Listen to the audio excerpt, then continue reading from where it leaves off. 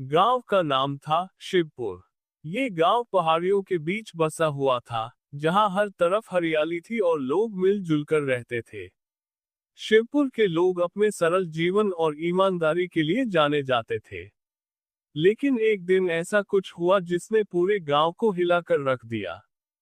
शिवपुर के लोग रोज की तरह अपने काम में लगे हुए थे, लेकिन अचानक गांव में चोरी की घटनाएं बढ़ने लगी।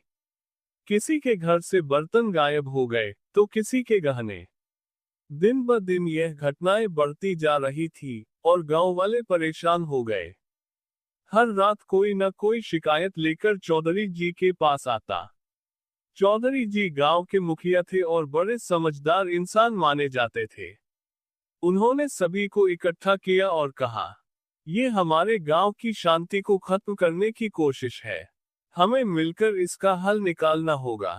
अगले दिन मंदिर के आंगन में पंचायत बुलाई गई। गांव के सभी लोग वहां पहुंचे।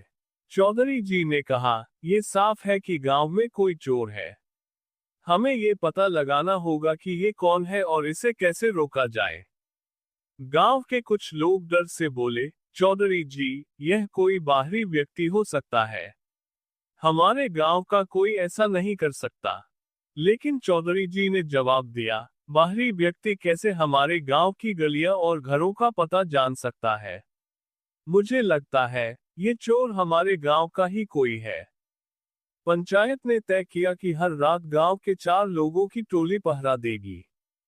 पहली रात को पहरा देने की जिम्मेदारी रघु, मोहन, श्याम और किशन को दी गई। वे चारों लाठियां लेकर गांव की गलियों में घूमने लगे। रात का समय था और चारों चौकन्ने थे। अचानक उन्होंने देखा कि एक घर के पास अजीब सी हलचल हो रही है। श्याम ने धीरे से कहा, वहां देखो, कोई दीवार फांदने की कोशिश कर रहा है। रघु ने जवाब दिया, चलो उसे पकड़ते हैं। चारों ने मिलकर उस आदमी को घेर लिया। वह भागने की कोशिश करने लगा, लेकिन वे उसे पकड़ने में कामयाब रहे। जब उन्होंने उसकी टोपी उतारी, तो ये देखकर सभी हैरान रह गए। वह गांव का ही रामू था, जो अपने सरल स्वभाव के लिए जाना जाता था। रामू को चौधरी जी के पास ले जाया गया। चौधरी जी ने गुस्से में पूछा, रामू, तुम क्यों चोरी कर रहे हो? तुम तो हमेशा ईमानदार और मेहनती माने जाते थे। रामू ने शर्म से सिर झुका लिया और कहा, चौधरी जी, मुझे माफ कर दीजिए। मैं जानता हूं कि मैंने बहुत बड़ी गलती की है, लेकिन मैं यह मजबूरी में कर रहा था।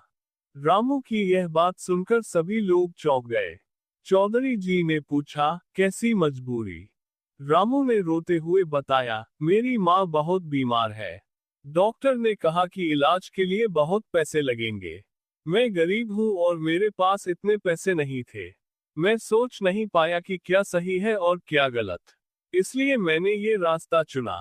रामू की बात सुनकर गांव वालों का गुस्सा थोड़ा शांत हुआ, लेकिन चोरी की बात उन्हें अब भी खटक रही थी।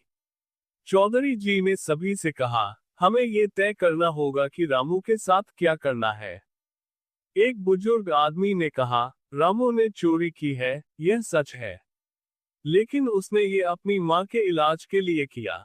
हमें इसे माफ कर देना चाहिए और उसकी मदद करनी चाहिए। एक और व्यक्ति बोला, माफी देना ठीक है, लेकिन अगर हम इसे सजा नहीं देंगे, तो ये गलत संदेश जाएगा।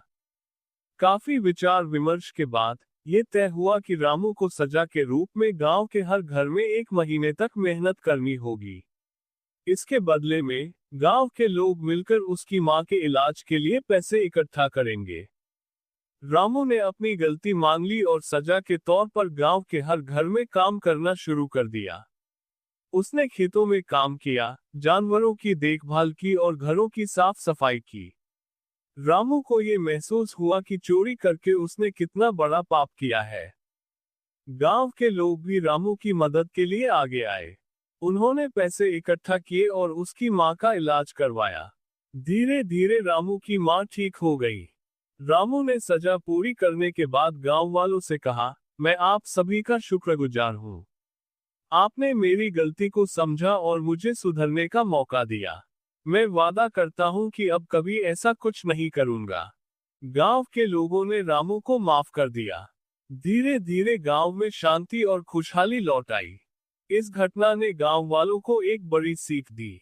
उन्होंने समझा कि कभी कभी लोग गलतियां मजबूरी में करते हैं, लेकिन सही रास्ता उन्हें सही दिशा में ला सकता है।